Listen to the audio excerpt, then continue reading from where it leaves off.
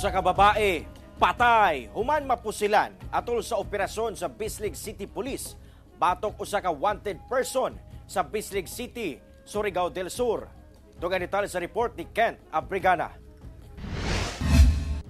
Pasado alas 8 Lunes sa gabi, dihang nagpahigayon ng operasyon ang kapulisan sa Bislig City, Surigao del Sur. Batok sa usa ka wanted person sa Herculano Basanyes Avenue, poblasyon dool sa Bislig District Hospital. Ang atong kapulisan nga duha ka buok nag-surveillance sa atong sa wanted person nato, sir. So nailang i-surveillance dito nga wanted person. Ang kaso ani nga wanted person is murder. Sumala pa sa kapulisan na matigdan matod pa sa sospek nga ginapanid-an kini, rason nga misulay kini og bunlot sa iyang pusil. Rason nga gipabuthan kini sa duha ka operatiba sa PNP. Apan wala na igo ang sospek kinsa nakaikyas. Na-recover sa crime scene ang duha ka fired cartridges ug duha ka motorsiklo nga gituohang gipanag-iyahan sa wanted person.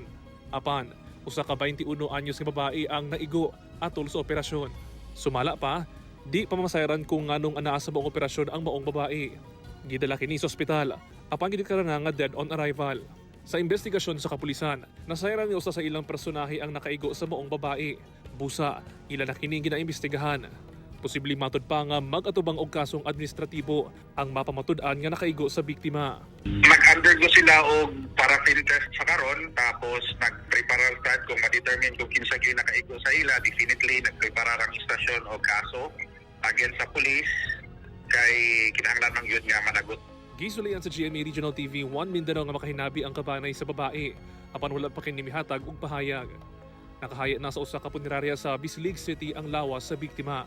Samtang nagpaygay na og hot pursuit operation ng kapulisan aron madakpan ang sospek. Kent Abrigana, 1 Mindanao.